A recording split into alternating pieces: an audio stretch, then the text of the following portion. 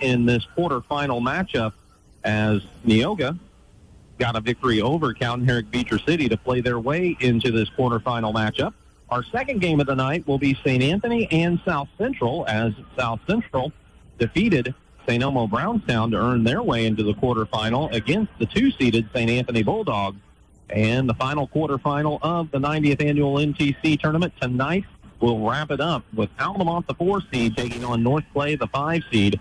Those two teams played to an overtime contest about a week and a half ago on a Friday night down at North Clay, where Altamont edged them in that contest. It should be a good night of basketball from the 90th annual National Trail Conference tournament as we get set for the opener. Cumberland and Neoga, followed by South Central and St. Anthony. And we will have the nightcap of Altamont and North Clay. We'll take a break. We'll come back with more pregame information on the MERS Heating and Air Conditioning pregame show. It's Cumberland and Neoga getting set for action here at the National Trail Conference Tournament on Classic Hits 97.9 XFM.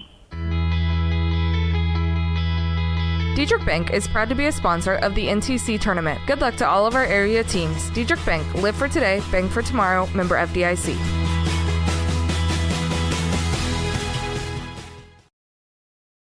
Tom Henderson State Farm Insurance helps people manage the risk of everyday life, recover from the unexpected, and help you realize your dreams. Contact Tom Henderson today. Whether you're in the market to purchase a new or pre-owned vehicle, Northside Ford on North Keller Drive in Effingham will find a vehicle that works for you. Check out Northside Ford's selection of cars, trucks, and SUVs today. It's NTC Tourney Week, and Tingley Insurance in downtown Effingham wishes players fast breaks, jump shots, and lots of rebounds. Tingley Insurance, a proud supporter of high school basketball. Spring registration is underway at Lakeland College. Apply today and prepare for a career or gain a new skill. Flexible schedules with in-person and online classes. Lakeland College. Education that fits your life. VP Fire and Security wishes all the schools good luck at the tournament. Let us help keep your family safe and your business protected by providing a customized fire and security system. Play hard, stay safe.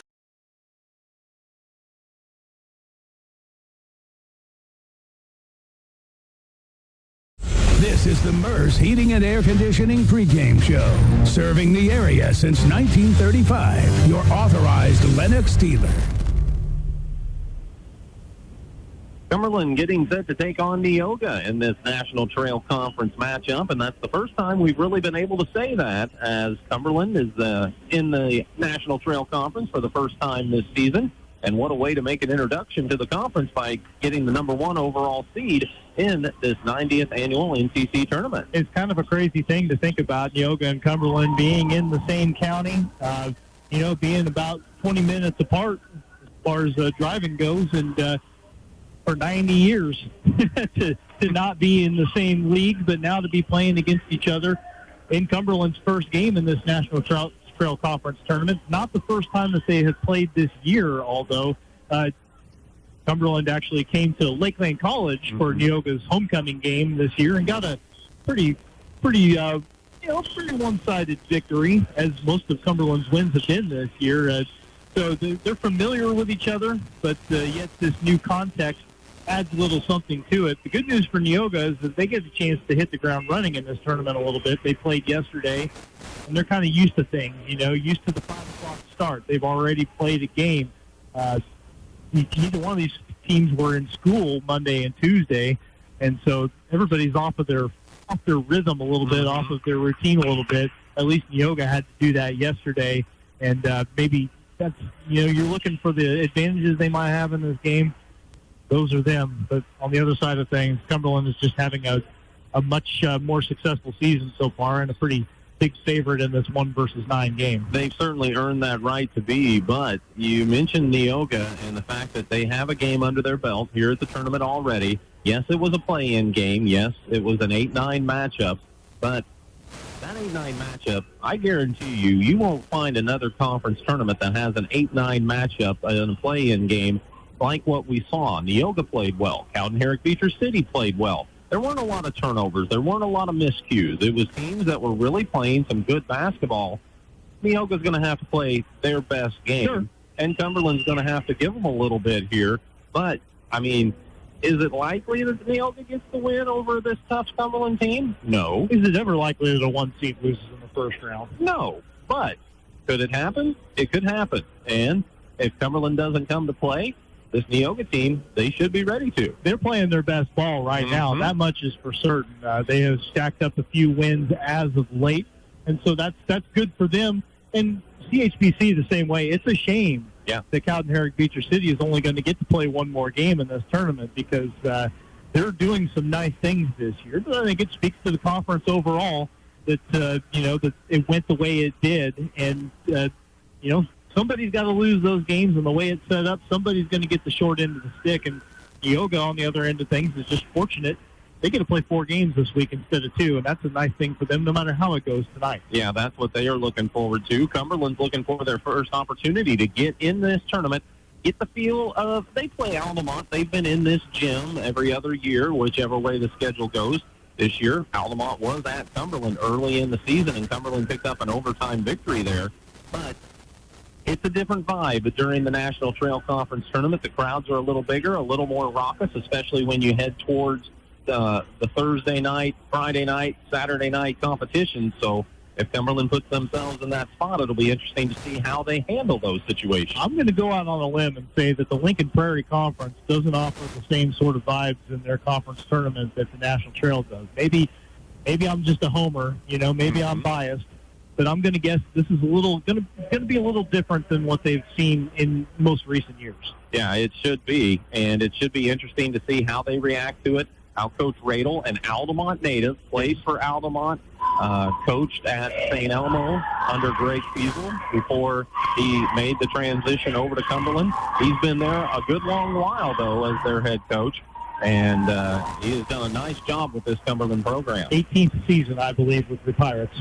And the other side, while we're mentioning it, kind of the Greg Fiesel coaching tree also includes the coach of the second-seeded team in this tournament, as Cody Rinker was also a part of the St. Elmo, at the time, program that became St. Elmo Brownstown.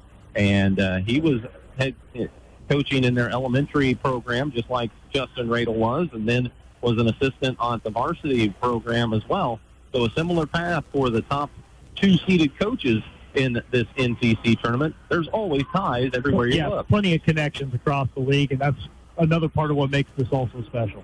But Cumberland is going to be missing a key player tonight, you tell me. Yeah, I went and talked with the coaches just before as you were going on the air. And their second leading scorer, Reed Miller, one of their 2 seniors in their starting lineup, 12 points a game. He is out sick today. Coach Radel didn't want to speculate as far as what the rest of the week looks like, but for today, he is unavailable. And it's that time of year. Everybody is dealing with some illness in the program. And while Neoga's not missing anybody, I know for a fact that they've got some kids that don't feel 100%. But yeah, that's a tough one for Cumberland. Reed Miller is an important player for them, an experienced varsity player, and they're not going to have him for at least this first game. Yeah, and Neoga, like you said, they have some sickness. Coach Snow alluded to that last night. But I tell you what, you couldn't tell by the play on the court as the kids really came to play for Neoga, and especially it was a wonderful game for Braden Ray. He really took advantage on the offensive board and was able to get some opportunities that way. He's a good athlete, and he's going to be somebody you have to account for. Well, he's a kid that has to step up for this team. There is no other option for him. If they want to succeed, Braden Ray has to play well. There's not a lot of kids on this roster, as young as it is and as experienced as it is, that you can say that about. But Braden Ray is that kid, and if he doesn't play well, they're probably not going to play well as a team. And that's a lot to shoulder for a junior, but it is what it is. And it seems as if he embraced that last night. He's going to have to keep embracing it throughout their week here at Altamont. Yeah, and it's going to be a fun week. We've got 3 games tonight once again for you, 3 tomorrow, and then the consolation and championship semifinals on Friday. And then, of course, beginning at 11:30 with the 7th place game, the consolation championship, then the 3rd place game, and then we'll have the championship Saturday night at 7:30. Tonight, it's Cumberland getting set to take on Neoga, followed by St. Anthony and South Central, and then Altamont and North Clay as we bring you day 2 this year on a Wednesday night of the 90th Annual National Trail Conference Tournament. We'll take a break, come back with the starting lineups here on Classic Hits 97.9 XFM. Come see all the new and exciting Chevrolet and Toyota vehicles here at Dan Heck Chevrolet Toyota, South Route 45 in Effingham, or shop and buy 24/7 at danheck.com. For over 30 years, SPS has been providing care to the surrounding area. Specializing in around-the-clock and hourly care, we focus on in-home and nursing home care. Call Mitchell or Sherry today at 217-690-3240. Good luck to all our area teams. From Air Evac 28 of Effingham, when seconds count, we're proud to stand with our community, committed to bringing life-saving emergency critical care transport to rural Americans. Stay safe and play hard. Since 1937, Geckner Brothers has been proud to support local and area teams, and that continues with this year's NTC tournament. Best of Success area teams from the family at Geckner Brothers. Life's little moments just got sweeter with cashback checking from Washington Savings Bank. Earn cash back on everyday debit card purchases because treating yourself or your loved ones should be easy. Get ready for tournament time. T-Topolis State Bank is proud to support local basketball and our hometown teams. With convenient locations in Effingham, T-Topolis, and Sigel, we're cheering with you every step of the way. T-Topolis State Bank, equal housing lender and member FDIC. Good luck, teams.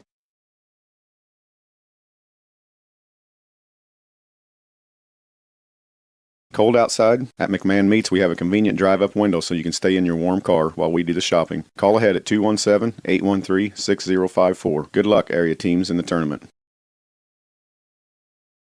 Hi, this is Kathy from Bartle Lock and Security. Secure your home or business with a customized system from us. Good luck, area teams, in the tournament.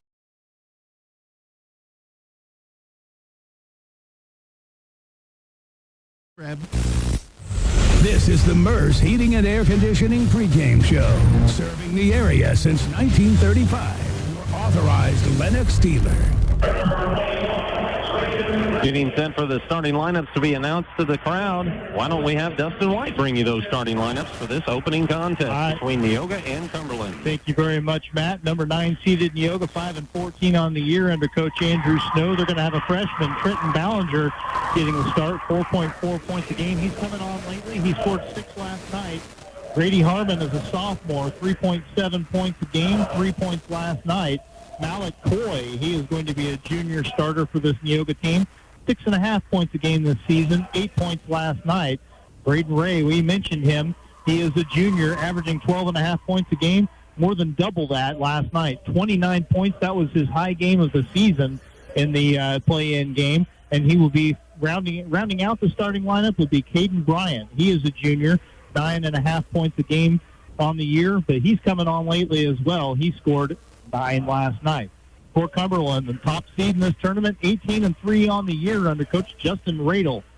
His son, Cameron Radel, is going to be a starter, a 6'1 junior. He is the leading scorer at 13.5 points a game, while Chase Stewart will join him in that starting lineup, a 6' junior, 10.4 points a game. Caleb Bierman, a 6'2 senior, he averages 4.1 points a game, while Isaac Venata is a 6'2 junior, 8.5 points a game for him. And then Cade McMeekin signed into the starting lineup with Reed Miller unavailable due to illness. McMeekin is a 5'10 senior, about 4 points a game off of the bench for that senior guard. So there you go. There's your starting lineups. And we are just about set for a rematch of Cumberland County teams here, Matt, in the first of 3 games here at Altamont tonight. I'm anxious to get the opportunity to see Cumberland play this year for the first time live. I've watched them on video a time or two, but with our schedule and their schedule, it hasn't matched up yet. So welcome, Cumberland, to the National Trail Conference Tournament, and we'll see how this shakes out. It's going to be Ray jumping it up against Veneta, and Cumberland owns the opening tip. So it will be Pirates basketball. They are in their white uniforms, trimmed in baby blue with some yellow piping around it. It's going to be Radel holding it on the wing. He goes up for 3 over Bryant. and puts it up and good. And right away, Cumberland with a 3-0 lead. Yeah, he just kind of patiently looked at the situation, said, I'm open. He buried the shot. On the other end of the floor, Grady Harmon faked a three, drove into the elbow, kicked it back out to Malik Coy on the left wing. He throws it over to Ray. Now they've got it on the wing. That is Ballinger, who was holding it for a second. They've worked it around now to Bryant on the right wing. He wants a cutter, tried to throw it to Ray. Cumberland got a hand on the pass, tipped it away, and the turnover gives it back to the Pirates. And quickly, Radel wants another three-pointer. Cameron Radel is 2 for 2. And just like that, it's a 6-0 Pirate lead. They're going to show some full-court man pressure. They'll let Trenton Ballinger bring it up the floor. 6-0 after a minute here. Cumberland, the number 1 seed, in the lead.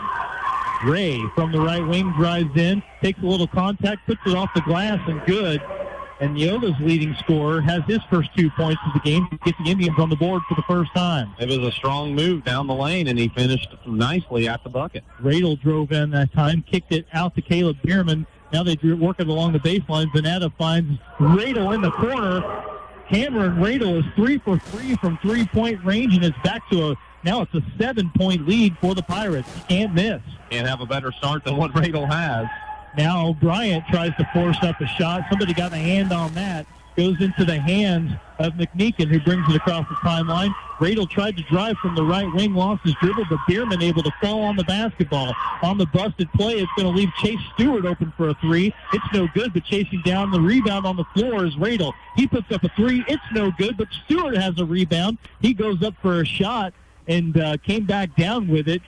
He says the Neoga player got a hand on it, and it shouldn't have been traveling, but the official doesn't agree, and it's a Cumberland turnover. So each team has a turnover here in the first 2 minutes of the ball game. Wait, Cumberland didn't get points on that possession, but they got several looks at the basket. Neoga with the ball down 9-2 after a couple of minutes. Harmon looking to drive the lane, kicks it back out for Coy. Coy's three-pointer from the right corner, no good. Harmon tracked down the rebound on the strong side on the floor, but could not handle it. And it bounced off of him out of bounds. He did a good job hustling to the loose ball rebound, but couldn't collect it. Yeah, I mean, he did everything right trying to track that down for Neoga. Just couldn't hang on as he was moving with some speed towards the sideline. Zach Harmon, a 6'8 senior, checks in for Cumberland. So he'll take up some space in the middle, big man off the bench. Right now it's Cameron Radel's game. He drives in from the top, kicked out to McNeekin, now right back into Radel's hands on the wing. He backs things back out. Nice to have 6'8 coming off the bench, isn't it? Especially in this league. Coming around the screen and attacking the basket is Vanetta. He's got his first 2 points of the game, and Cumberland continues to grow its lead. It's 11-2. He just curled right off of the big man there at the free throw line, and Vanetta finished right at the basket.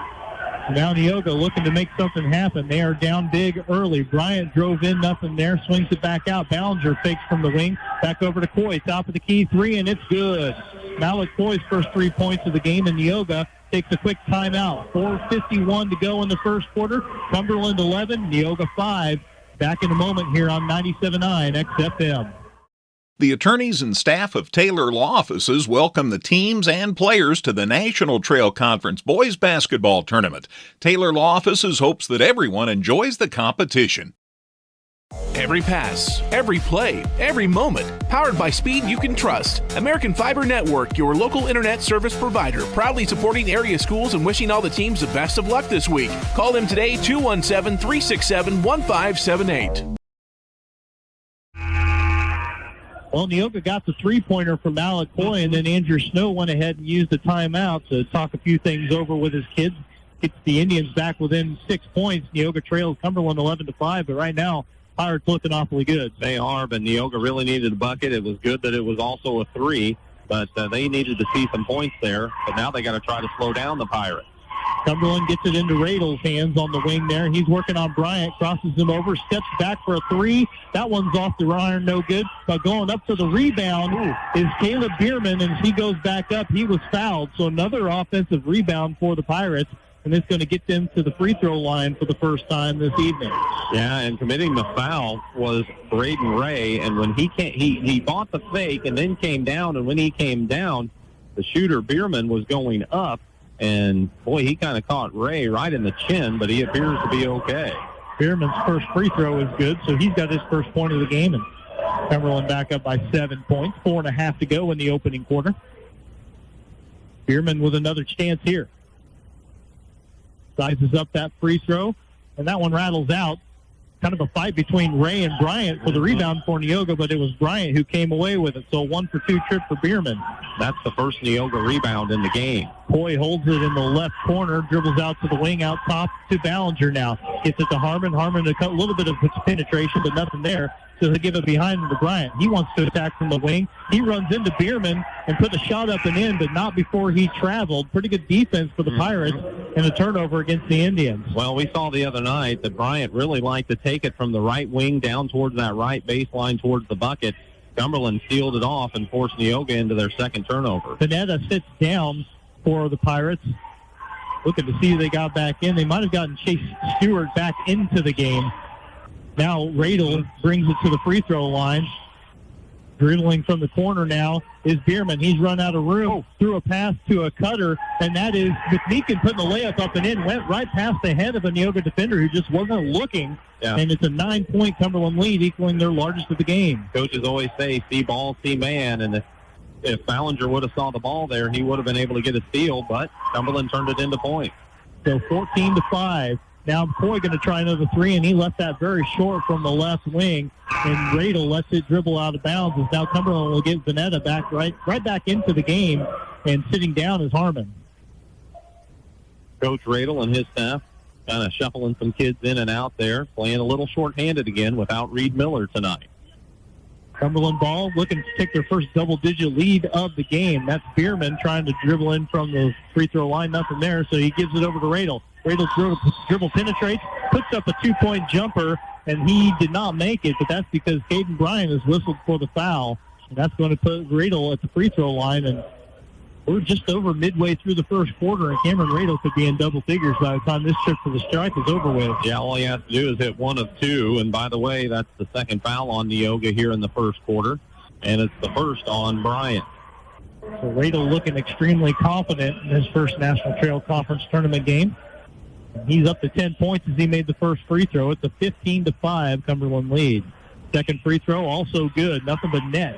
He's got 11. Cumberland leads by 11. And Neoga will have to work against some Pirate pressure. Ballinger going to bring it up the floor. The freshman running the show for Neoga. Gets it over to Coy on the left wing. Coy throws it over to Bryant. Bryant looking for a screen. Doesn't get it, so he'll hand back to Coy. Now over to Harmon. Harmon wants a three-pointer. That one's off the front iron and then off the glass and in. Hit a couple of different things before it dropped, but it's Harmon's first 3 points, and Neoga back within 8, 16-8. Soft touch, allowed that ball to bounce up there and find its way through the hoop. Radel from the top looking for a screen. Bryant stays with him. Hands it off. Now over, they've got it on the right side. Bierman finds the cutter. Hesitating a little bit was Bryson Weber. Didn't put the shot up now. Now a follow for Bierman is no good, and the rebound comes down. I believe Ballinger grabbed that one. Yeah, and I don't think they realized how open they were on that initial cut to the basket for Weber. Neoga's got it. Harmon holding on the wing. One dribble into the inside the arc, but nothing there, so he'll leave it behind him to Ballinger. Now over to Coy. Right side, Ray holds it. Ray looking to drive on Vanetta, and he puts up a 2-point shot from the baseline. Couldn't get it to go. Rebound to Weber, and they'll push it up the floor to Bierman. Bierman leaves it behind him to Radel. Radel wants a three. It's no good, but he was fouled, and that is going to be a double whammy for Neoga, because not only is Cameron Radel going to shoot 3 free throws, but Bryant is going to go sit on the bench with 2 fouls. And that's the same type of foul that Bryant just picked up on the other side of the court, as he fouled a jump shooter that was inside the arc. Now he fouls one that was beyond the arc. Wasn't a popular call with Hayden. Wasn't a popular call with Andrew Snow. No, it happened right in front of them over there at the Neoga bench. And the body language tells me that they're angling for a flop. He's got one more free throw. I don't think anybody besides Radel realized it. But he made the second free throw. He's 2 for 2, and now Neoga will get a sub in the game. Braylon Sparrow, a sophomore, comes into the action. Coy sits down. Also, let's see what else do we get here. Fearday, that is Evan Fearday, another sophomore, and Bryant will sit down. Cumberland made a change or two as well, but it looks to me like they might be back to their starting lineup. Next free throw is good. Radel just went 3 for 3 at the line. He's got 14 points, and Cumberland's back up by 11. Under 2 minutes to go in the opening quarter here. Harmon gets it across the timeline, hands to Ray. Ray's being guarded by Radel, gets it over to Sparrow. Sparrow looking to drive in from the top, nothing there, picks it up at the elbow, needs help, gets it to Fearday. Now to Harmon, beyond the arc, a couple of pump fakes, but nothing doing, gets it over to Ray. Just inside the arc, his 2-point jumper no good. Radel goes up high for the rebound and pushes it up the floor to Vanetta. Vanetta kicks it back out. There's a three-pointer on the way for Stewart, and Chase Stewart gets his first 3 points of the game. And with 1:19 left in the first quarter, Neoga is going to have to take another timeout. Indians trail by 14 as Cumberland 22-8 with the lead. We'll be back in a minute here on 97.9 XFM. Since 1937, Geckner Brothers has been proud to support local and area teams, and that continues with this year's NTC tournament. Best of Success area teams from the family at Geckner Brothers. While the action heats up on the court, take a charge against pests driving into your home. Arab Termite and Pest Control keeps the defense up to protect your investment from any unwanted pests all season long. See a bug? Call Arab. Protecting your home is always a slam dunk. Diedrich Bank is proud to be a sponsor of the NTC tournament. Good luck to all of our area teams. Diedrich Bank, live for today, bank for tomorrow, member FDIC.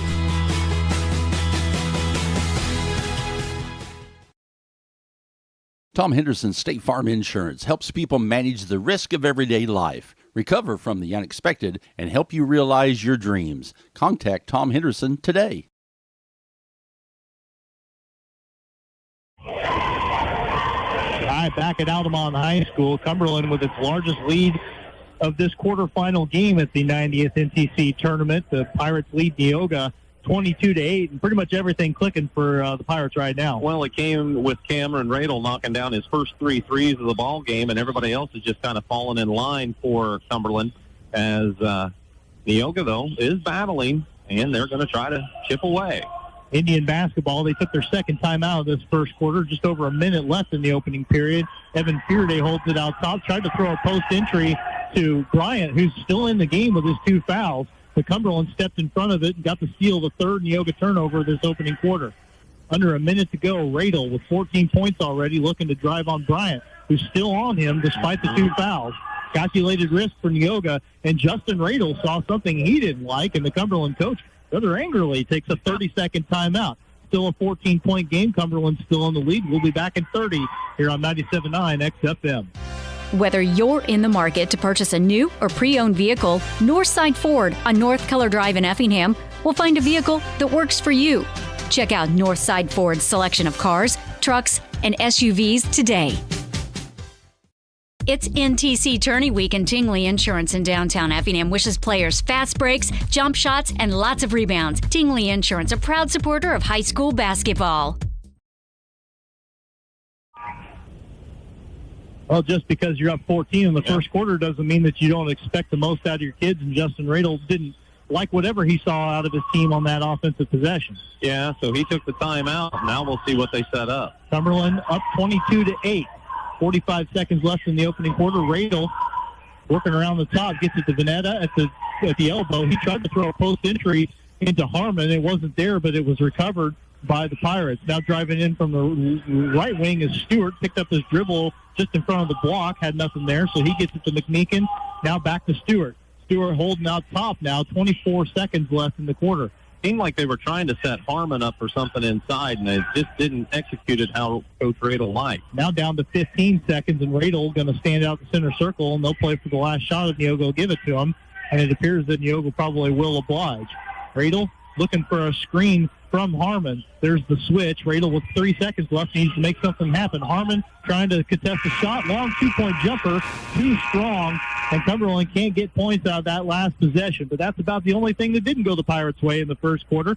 After one period of play in this 90th NTC tournament, this quarterfinal game sees Cumberland with a 22-8 lead over Neoga. Back in a minute here on 97.9 XFM. Spring registration is underway at Lakeland College. Apply today and prepare for a career or gain a new skill. Flexible schedules with in-person and online classes. Lakeland College. education that fits your life. VP Fire and Security wishes all the schools good luck at the tournament. Let us help keep your family safe and your business protected by providing a customized fire and security system. Play hard, stay safe. Come see all the new and exciting Chevrolet and Toyota vehicles here at Dan Heck Chevrolet Toyota, South Route 45 in Effingham, or shop and buy 24/7 at danheck.com. For over 30 years, SPS has been providing care to the surrounding area. Specializing in around-the-clock and hourly care, we focus on in-home and nursing home care. Call Mitchell or Sherry today at 217-690-3240. Furniture.com. Cumberland leads Neoga 22-8 after quarter. I'm guessing some pretty good Pirate stats in that first period. 6 of 11 from the field, 6 of 7 at the free throw line, 4 of 7 from the three-point range. Neoga 3 of 8 from the field, did not attempt a free throw, and 2 of 4 from deep. Neoga 3 turnovers to Cumberland's 1, 6 rebounds for Cumberland, 2, Neoga's 2. But Neoga gets the second quarter off to a pretty good start. Good find from Grady Harmon to Braden Ray. Ray has 4 points with the layup, and the Indians get their 10th points of the game. They're down 22-10. On the other end of the floor, though, Grady Harmon got knocked to the floor.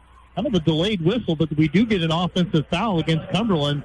I think Andrew Snow was going to have a vein pop in his head if he didn't get a call there, as Harmon got sent down to the floor by, I think, Cameron Radel picked up the foul there. He did. He came through the lane and just extended both arms, and player from Neoga went flying on the first Cumberland foul of the ball game. I'll have to be careful about Harmon and Harmon. Each team has a Harmon, although they are spelled differently.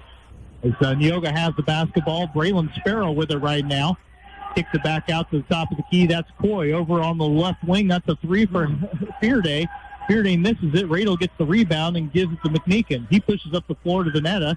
Vanetta now drives in, spin move, and a good strong move on Fearday. Got it to go, plus the foul. Boy, Isaac Vanetta hasn't been a big part of the scoring so far for Cumberland, but that was an impressive take against the Neoga sophomore, and he's got the and one coming. Well, he's built pretty solidly, to say the least, and he gets a little bit of a step on the defender, at least gets him on his hip or on his side. He's able to power through and finish, and ultimately try to get the three-point play. Neoga is going to get Braylon Sparrow out of the game. They'll put Trenton Ballinger back in, as Vanetta going to try for the three-point play with this free throw here. It's up. It's good. He's got 5, and Cumberland's got its largest lead of the game, 25-10. And with that stoppage, they will get Vanetta out of the game and get Caleb Bierman back in the fray. So Neoga facing some full-court pressure, gets it inbounded to Coy. Coy being guarded by McMeekin as he brings it up the right sideline, and then as McMeekin tried to poke it away from behind, the whistle comes in, and the foul will go against the Pirates. So they've picked up a couple of fouls here in the first minute plus of the second quarter, as it's the first on McMeekin after Radel picked up his first. And by the way, that would have been a turnover. I need to jot that down, too. Ballinger inbounds at the Fearday, right back to Trenton. Ballinger working against Stewart, tries the right baseline, lost his dribble for a minute, able to recover, but he's picked it up, needs some help. Harmon obliges and comes and gets the ball. Harmon from the top of the key is being guarded really closely by Weber, and Cumberland playing just really solid defense in the half court. Harmon looking for a screen from Fearday, then Fearday rolls. Fearday got the ball, but couldn't attack the basket. They work it around back to Harmon, top of the key, 3, no good, and a big, strong rebound for the 6'8 Harmon in the middle. Cumberland gets it across midcourt, a little miscommunication between Weber and Bierman, but Weber able to get the basketball back and get it to McMeekin. Now on the right wing, that's Bierman over to the top. Weber over to McMeekin now on the right wing, and there's going to be another offensive foul against Cumberland away from the basketball. This time it looks like maybe Chase Stewart's the guilty party. It is, and Stewart just reached up and had both hands around a Neoga player that was trying to cut around him to stay with the player that he was trying to cover on the defensive end. So that's the third foul, and now the second turnover here in the quarter for Cumberland. Fearday sits down for Bryant. Neoga may be doing a little offense-defense shuttle, protecting Bryant's 2 fouls, but getting one of their big scorers in the game for offensive possessions here. They've got it right now. Harmon driving from the wing, spins into the lane, nothing there, so he leaves it behind him for Coy. Malik tries a long 2-point jumper, no good, and Harmon goes up for another rebound. Gets it to Radel up the court quickly to Bierman. Bierman wants a corner three. It's no good. But then Stewart just took a rebound right away from Ballinger. Now driving is McMeekin. His wild runner no good. But Harmon gets a rebound under the bucket and then just sticks one up and in. And listen, Braden Ray's one of the bigger kids that Neoga's got. But Harmon able to just go right up against him and get that third chance point to go. He kept the ball up and away from the Neoga defense once he secured the rebound, and that enabled them to put that bucket up and in on the left side of the lane. Neoga trails by 17, about 3 minutes into the second quarter. Coy hands off to Bryant. Long two-point jumper just inside the arc is good. And Caden Bryant has his first 2 points of the game to get the Indians back within 15. And that wasn't easy. He was moving and then just all of a sudden popped and knocked down that long two. But that's why you want him in there, because he has the ability to knock down that shot. He just has to be careful with his 2 fouls. They've got it to Harmon on the block now. He didn't have anything, so he skips one over in the corner. That was Stewart trying a three. That's no good, and Ray gets a pretty strong rebound, boxing out the big man Harmon. Yeah, and Ray's athletic enough to go up and get that ball, too. Neoga gets it across the timeline. Harmon wanting to set things up, hands to Ballinger. Ballinger over to Bryant. Bryant steps inside the arc, but a little bit of a weird third step there, or half set step, I don't know, but it's a travel, and it's Neoga's first turnover of the quarter. Ray is going to sit down for the Indians. Looks like Fearday gets back in for him, while Cumberland's Lance Locke, a 5'11 junior, going to get in for the first time tonight. He replaces McMeekin. Locke doesn't always see action for this Cumberland team, but they're trying to go a little deeper here. Yeah, and get a few more kids on the court here at the NTC tournament. Absolutely. Cumberland's got it over on the left side there was Stewart. Got it in the post of Vanetta. Had his pass toward the middle of the lane, knocked loose, but Lance Locke strong enough to go get it and set things back up. And that was the key. He came to the ball, and that saved them for Cumberland's possession. So the Pirates will continue to work it. Stewart has it out on the wing now. Radel hesitation move from the top now, step back jumper, and they say he traveled. Maybe just a little extra shuffle step there for Cameron Radel.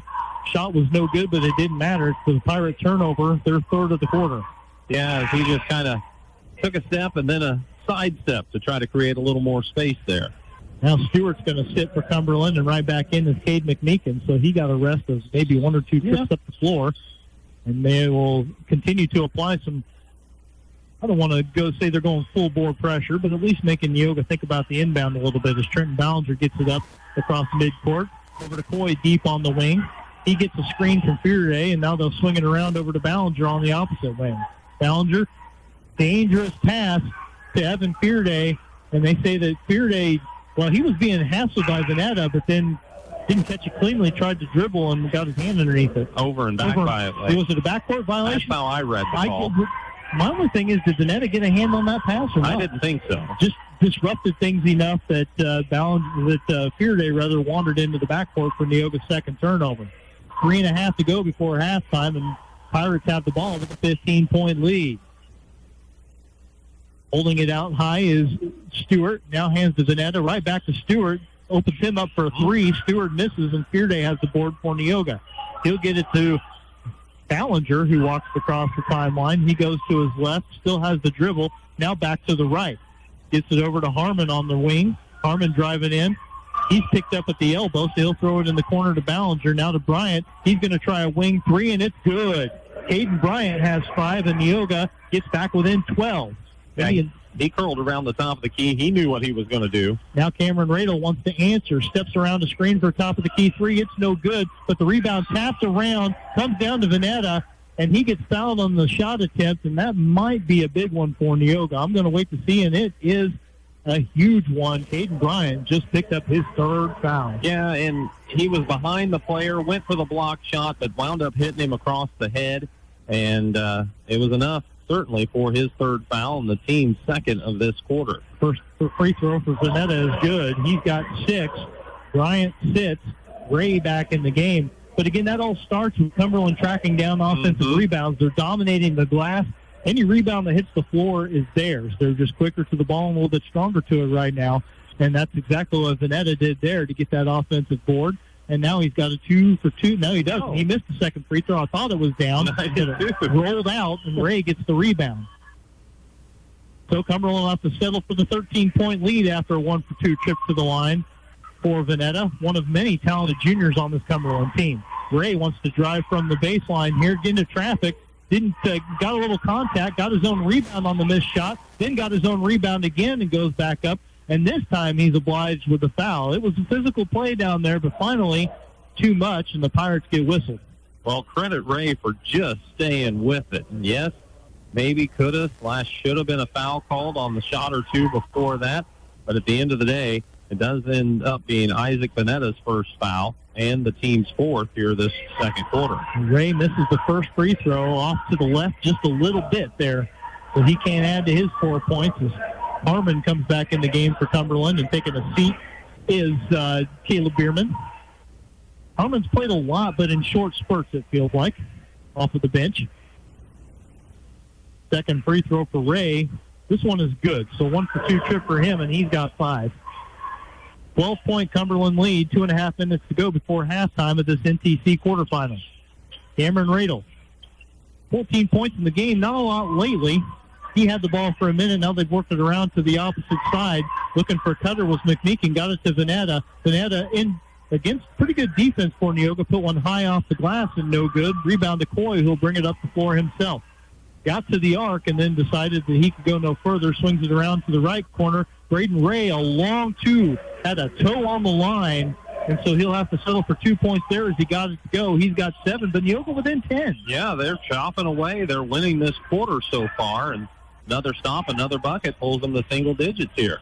Pirates ball, Veneta at the top, now gets it over to McMeekin, and he tries a wing three, and Cade McMeekin has 5 points for the Pirates, and it's back to a 13-point edge for the number 1 seed. A lot of confident shooters for the Pirates, and McMeekin just stepped into that and buried it. Hayden Hackman in the game for Neoga for the first time. I missed that, but the junior is out there right now. Evan Fearday trying to drive from the right wing now. Veneta staying between him and the bucket, so he'll have to kick it back out to Harmon. Harmon steps into a three, and Grady's got his second triple of the game. 6 for him, and Neoga right back within 10.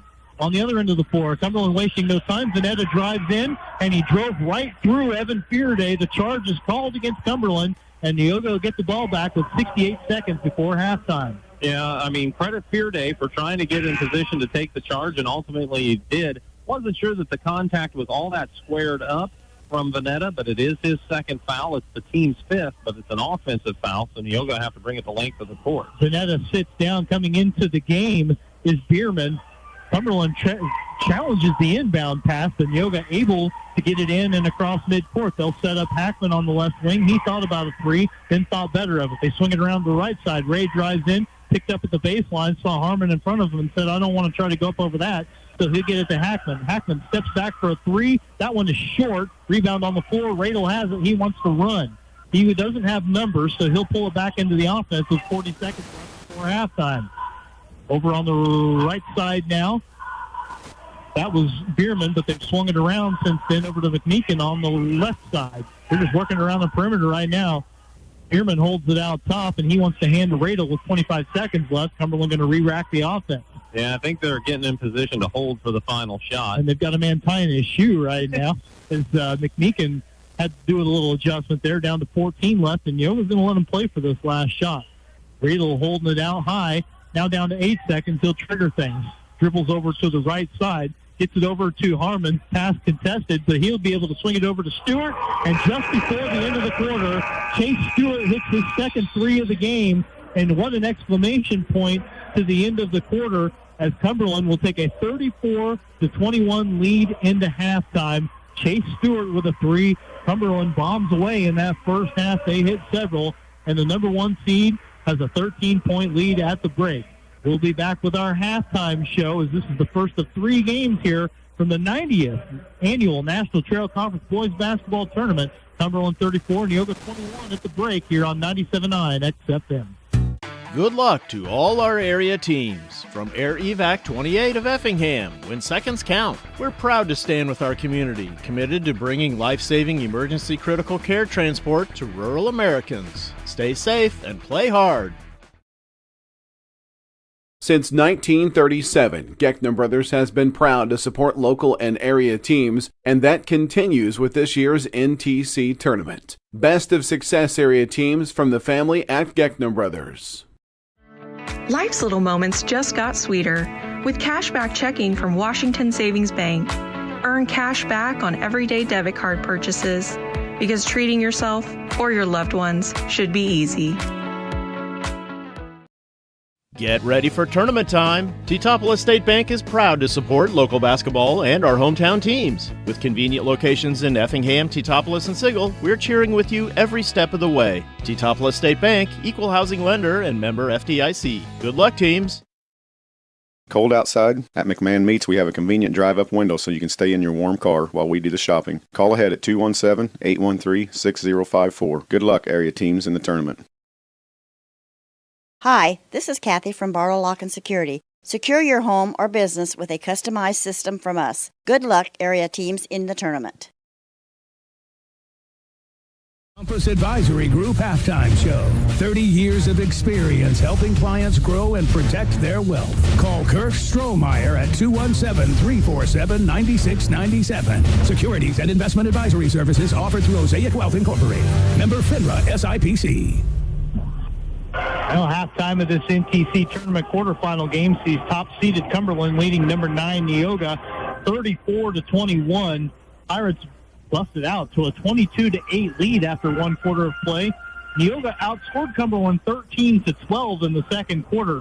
But Chase Stewart hit a big three-pointer just ahead of the halftime buzzer to really make that quarter seem a lot better for Cumberland than it would have seemed if he hadn't knocked it down.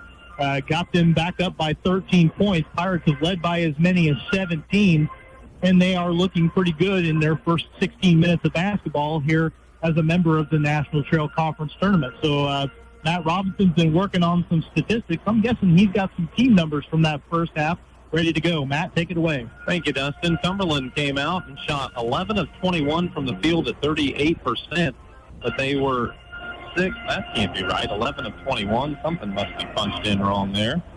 Yeah, 52%. That looks a lot better.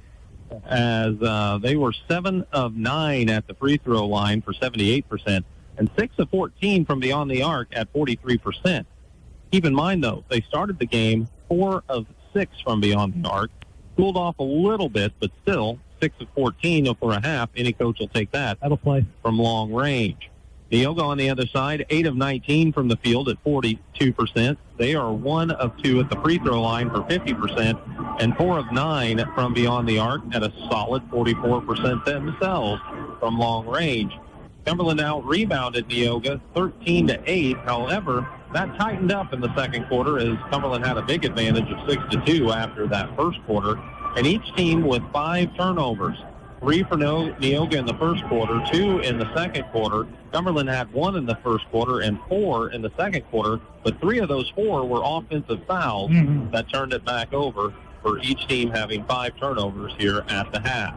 So those are the team stats, individual numbers coming up soon. Thank you very much, Matt. We'll go ahead and take another break, and we will get to those individual statistics and let you know about the rest of our broadcast from Altamont this evening. At halftime, it's Cumberland leading Neoga 34-21. Back in another minute and a half here on 97.9 XFM. The attorneys and staff of Taylor Law Offices welcome the teams and players to the National Trail Conference Boys Basketball Tournament. Taylor Law Offices hopes that everyone enjoys the competition. Every pass, every play, every moment. Powered by speed you can trust. American Fiber Network, your local internet service provider. Proudly supporting area schools and wishing all the teams the best of luck this week. Call them today, 217-367-1578. While the action heats up on the court, take a charge against pests driving into your home. Arab Termite and Pest Control keeps the defense up to protect your investment from any unwanted pests all season long. See a bug? Call Arab. Protecting your home is always a slam dunk. Thanks for watching the NTC Tournament. Provided by Premier Broadcasting, 97.9 XFM and KJ Country 102.3. If it didn't beat here, your favorite Bulldog roofer, Levy. Diedrich Bank is proud to be a sponsor of the NTC tournament. Good luck to all of our area teams. Diedrich Bank, live for today, bank for tomorrow, member FDIC.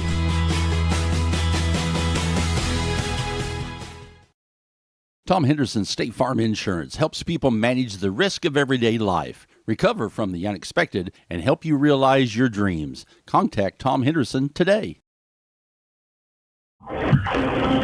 Cumberland leads by 13 over Neoga at halftime, and Matt Robinson's got the individual numbers for both teams. Take it away, Matt.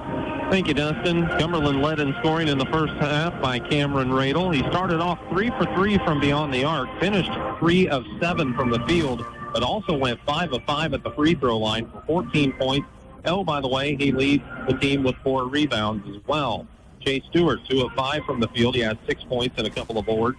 Caleb Bierman, 0 for 2 from the field, 1 of 2 at the line with a point and a rebound. Isaac Vanetta, 3 for 3 from the field, 1 of 2 at the line, 7 points and a rebound. Cade McMeekin's 2 for 3 with 5 points and a board. Zach Harmon, 1 for 1 with 2 points and 3 rebounds. And Bryson Weber grabbed a rebound as well for Cumberland in the first half. For Neoga, 7 points from Braden Ray.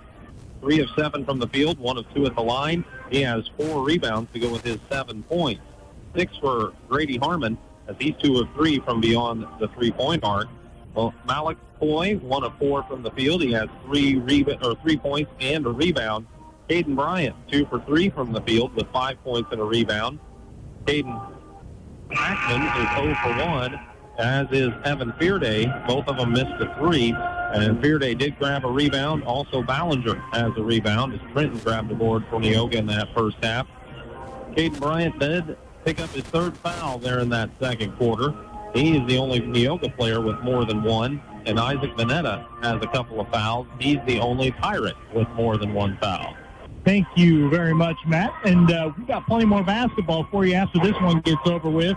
After we get done with Cumberland and Neoga, it's going to be number 2 seeded St. Anthony taking on number 10 South Central. South Central picking up a bit of an upset win over St. Elmo Brownstown last night. The Cougars played well and got themselves into the field of 8, so to speak. So they'll play at approximately 6:30. And then finishing off the evening, Matt, looking forward to this one.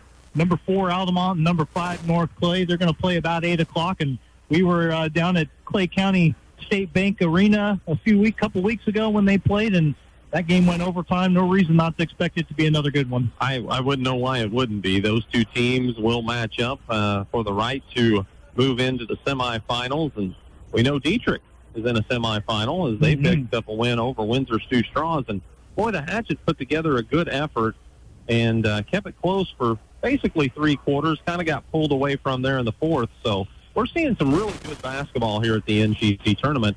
And this one being a 13-point game at the half, you know, in my mind, Neoga's come out and played hard.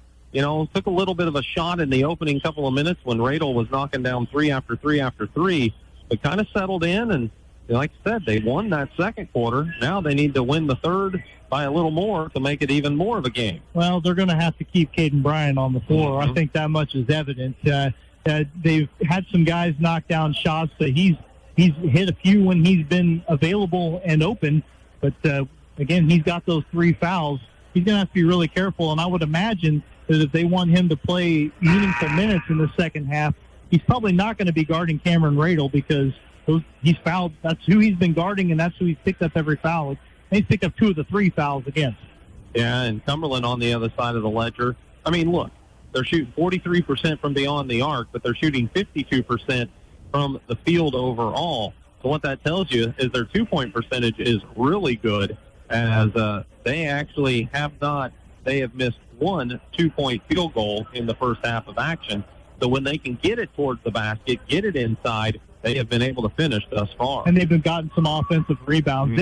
They're strong kids. They're well-built kids, well put together, and they have dominated the glass in the first half of play, and they're going to have the basketball to get the second half started. 34-21, Cumberland leads Neoga, and the Pirates have the ball to get us going in the second half. Radel looking to attack, pulls up from 18 feet. That jumper no good. Rebound battled for, and it's Vanetta that gets the offensive rebound after at least one Neoga player had touched it. But Vanetta's the one who comes out of there with it. He's got 8 points.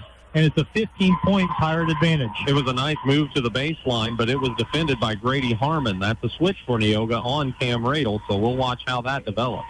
Now Ballinger has the ball knocked away momentarily by Chase Stewart, but he's able to regroup, get it to Bryant. Bryant looking to drive on Bierman, but Bierman stays between him and the basket. He'll have to give it up to Harmon. Harmon wants to attack the basket. Radel defends that one well. Shot off the mark, and then the rebound was batted around, and it came to Grady Harmon. The problem was that he had landed out of bounds on the baseline, and he touched it last, so it's Cumberland ball. I like everything Grady Harmon did on that. He just couldn't finish inside, but if Neoga can continue to get looks like that, they'll continue to be in this game. Radel with it for Cumberland, comes off the screen, throws it to Cutter. They kick it right back. Vanetta out to the wing. That's Stewart trying a three-pointer. Or actually, that was McMeekin that tried the three. It was no good, and the Indians get the rebound. Harmon brings it up the floor, gets it over to Ballinger. Ballinger on the wing. Crossover toward the top, throws it over to Braden Ray. Ray at the top, goes over to Coy. Now over to Harmon at the top. Harmon to Ballinger as they're working around the perimeter right now. He hands it to Bryant. Bryant spins to the free throw line, puts up a contested two-point shot. He got hit across the arm as he put that one up, and Caden Bryant will go to the free throw line. Well, it's been some good defense by Caleb Bierman on Bryant the first few trips up and down the court, but that time Bryant's son was in the lane, pulled up for the shot, and Bierman just couldn't keep his hands off of him as Bryant goes to the line. Off the mark on the first one, though, as we will see Bierman. No, Bierman will not sit. Vanetta will sit, and Harmon comes into the game for Cumberland. Bryant will have one more free throw. Left that one a little short and a little off to the right. Second one, about the same kind of miss. He goes 0 for 2, and Harmon gets the board for the Pirates. He hands to Radel, who will trot it across midcourt. Radel working against Harmon again. There's a screen and the switch. But meanwhile, they've worked it over to the left side. That's McMeekin now out top, and they'll reset things. He gets it over to Radel on the left wing. Radel being guarded by Ballinger still. Over to the top. Now they work it down into Harmon. Harmon posting up on Harmon. That's a bit of a mismatch. And Neoga fouled as I think Grady Harmon was just kind of caught in no man's land trying to guard the bigger man. Everybody is smaller than Zach Harmon, but Grady especially giving up about a foot probably. First foul of the quarter against Neoga, and the first foul in the game for Harmon. Grady, that is. Pirates inbounded out top to Zach Harmon. They just threw it high and let him go up and get it. Now they've set up the offense. Radel looking to drive in. Left-handed layup, absorbing a little contact and then rattling it home. He has 16 first couple of points of the half, and Cumberland back up, equaling its largest lead of the night, 17 points. 5.5 or so to go here in the third quarter. Bryant thought about a three, now bounces over to Ballinger. Now on the right wing, driving in is Ray. Got Harmon off his feet, and then Harmon lost his balance a little bit, coming back down to the floor and knocked Ray to the ground. I think it's going to be a foul on the floor. I don't know if Ray probably wanted to shoot, but couldn't ever get the ball above his head as the contact came early. Yeah, once he saw that the player was going to land on him, he was trying how to get a shot away, but it just wasn't happening in time. Second foul on Cumberland here in the quarter. Grady Harmon throws the inbound pass from the baseline out top to the center circle while Bryant tracks it down. Gets it on the left side to Ballinger. Now they've worked it around right wing to Coy. Coy gets it over to Ballinger. Ballinger lets go of the three, left it short, and coming down to get the rebound off the floor is Bierman. They throw it up ahead to Harmon running the floor. He got it stripped away from him by Malik Coy. Good recovery defensively for Neoga, Cumberland's first turnover of the period. Ballinger got it on the right side now, or rather the left side, my right. The left side of the floor for the Indians as we're sitting on the end of the court. Now they've worked it over to the opposite side. That's Ray with it. Ray looking to drive, but he's got Harmon in front of him, so he'll leave it behind him to Ballinger. Ballinger working on Radel, dribbles over to his left a couple steps and gets it to Bryant. Bryant looking to drive on Bierman. Contested shot falls short, and the rebound comes down to McMeekin. Pretty well defended by the Pirates. On the other side, Chase Stewart drives the left baseline. His reverse layup is no good, but he tracks down his own rebound out at the arc. Now goes to the basket and gets fouled on the shot. And another second chance opportunity for Cumberland is going to get the Pirates to the free throw line. Well, if at first you don't succeed, try again. And he earned the opportunity to try again by hustling out to the arc, grab that loose ball rebound. And as he took it back in against Neoga, it was Braden Ray who commits the foul. That's his second, and I believe it's the team's second here this quarter. Stewart made the first free throw, and now Neoga going to run a couple of three new players into the game. Bryant sits, Ray sits, and Ballinger sits. They've got Fearday back into the contest along with Sparrow, and then Marshall Schuler, a senior, sees his first action of the game, as the second free throw for Stewart is also good. 2-for-2 trip for him gives him 8 points, and the stoppage of play allows him to sit down for Bryson Weber. The subs aplenty on that trip down the floor, but the 2-for-2 trip to the line gives Cumberland its largest lead of 40-21. Yeah, 19-point game. Both coaches realize that they've got a lot of activity the rest of this week. Yep, and Neoga, trailing by its largest margin, has got a brand-new grouping of players out there. Harmon working against pretty good on-ball defense from Vanetta, gets rid of it. Coy eventually gets it on the wing. His three is short. Grady Harmon, though, able to track down a weak side rebound, I guess. The ball fell short, but it came to him, and he threw it out of bounds off of Radle's shins. Yeah, I'm giving him a rebound because he grabbed that ball and then was smart enough to bounce it off of Radle. Off of the inbound, Schuler catches it, faked a three, drives in, kicks it back out. 2-point jumper for Evan Fearday. Hits the front iron, hits the back iron, and drops in. Evan has his first 2 points of the game for Neoga, and the Indians are back within 17. Set up well by Schuler, who drove the lane, drew the defense, and left it with Fearday to knock down the jumper. Weber has it out on the wing now out top. They get it to Vanetta. He wants to drive in from the wing, and he gets a charge called against him as he kind of just put a chicken wing into Sparrow as he went by. Sparrow went to the floor, and another offensive foul against Isaac Vanetta means that he's got 3, and he's going to come out of the game for Bierman. Their third foul of the quarter, and I see what you did there with putting a wing into Sparrow. I wish I could say I did it on purpose, Matt, but I'll take credit. Meanwhile, Sparrow gets tied up on the inbound, and Radle got hands on the basketball. Neoga will keep it, but the possession arrow will now favor Cumberland on the next dead ball as they'll get a couple more subs in. Stewart comes in for McMeekin. Also sitting down is Weber in favor of... He come back in there. Oh, no, it's 12. It's Lance Walker gets back in the game. His first action of the second half. 3.5 to go in the third quarter, and Neoga with the ball. Indians down by 17 as Harmon gets it across the timeline. He's trapped now over on the side. Gets it over to Fearday. Not a clean catch for Evan, but he'll drive in anyway, and a blocking foul goes against Zach Harmon, who stepped over to challenge the shot. And Evan Fearday going to go, well, no, they're going to say it's on the floor. No shots for Fearday. Well, Harmon does pick up his second. It'll be the team's fourth. Well, Neoga will be in the bonus for 3 minutes and 23 seconds here in the third quarter as Mallet Ploy puts to trigger the inbound. Needs to do something with it, gets it out to Schuler. Schuler hands to Harmon. Harmon being guarded by Radle. Out there on the right wing, drives over toward the top of the key, gets it over to Fearday. Fearday wants a three. It's short. Neoga's missed a bunch of three-pointers in this quarter. Long rebound to Radle, who wanted to throw the lob to Harmon, but that one was not on target. Neoga gets the ball off of the third Pirate turnover. You could mistake it for a shot, but you could pretty clearly see what he was trying to set up there. It just didn't work out. So Neoga basketball again, down by 17. Schuler hands to Coy at the top, over to Fearday on the left wing. Fearday didn't use his dribble, skips one over to Schuler, who wants a three. That one's no good, and a strong rebound coming in there for Caleb Bierman. Boy, just moved the Neoga player off the spot there and went and got it. They were both going for the ball. It was just the Bierman was a little stronger and was able to secure it. Now they lob one into Harmon, and this time he's able to catch. Biffs his first layup, but got his own miss and got that one to go.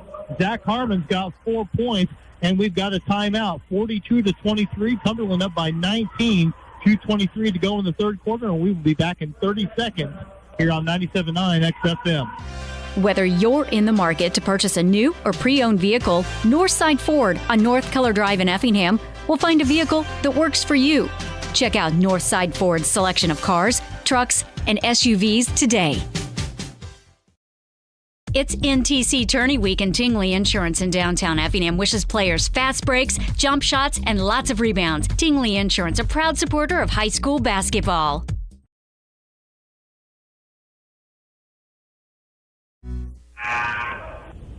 .223 left in the third quarter. Cumberland took its second 30-second timeout of the game, up by 19 over Neoga. 42-23 your score, but Pirates still working on some things here. Mm-hmm. Their first of 3 games here at the National Trail Conference Tournament. It remains to be seen which 3 games, but they're looking pretty good in their quarterfinals so far. Neoga gets it inbounded to Sparrow, who will rush it up the court along the sideline, gets it across midcourt, picks it up at the wing, or rather stopped at the wing. He's still dribbling, still looking to attack the basket on Chase Stewart. Finally picks it up around the elbow, gets it back to Harmon. Harmon leans in for a 2-point jumper. That's no good. And Zach Harmon just wrestles a rebound away from Sparrow. Zach Harmon, 6'8", and the big, strong kid in the middle gets that rebound, and Cumberland with the ball, looking to maybe take its largest lead of the game on this possession. Under 2 minutes to go in the third quarter. Bierman had it out top, gives it over to Stewart. Left wing 3, that one's no good. And Fearday gets the board for Neoga. He'll get it to Grady Harmon, who'll bring it up across the timeline. He brings it to the top of the key, works it over to Sparrow. Sparrow on the right wing, dribbles toward the free throw line, stops, pulls up. Nothing there, so get it back to Harmon. Harmon got off his feet for a 3, but didn't have anywhere to go. Able to get the ball off to Schuler. Now over to Braden Ray. His turnaround shot just inside the arc is no good, or inside the free throw line, rather, and Stewart's got that board for Cumberland. They push it up to Bierman. Bierman drives from the wing. He's stopped by Ray, went up against Ray anyway. That shot off the rim, no good, and the rebound comes down to Harmon, who will bring it up the court for Neoga. Schuler in the right corner, left corner, rather. Thought about a 3, instead got it over to Grady Harmon, and as Grady tried to drive to his right, he was being held onto by Bryson Weber, and that's the 5th foul of the quarter against Cumberland, so Grady Harmon's going to shoot a couple of free throws. Yeah, Weber picked up the personal. As you mentioned, it's his first.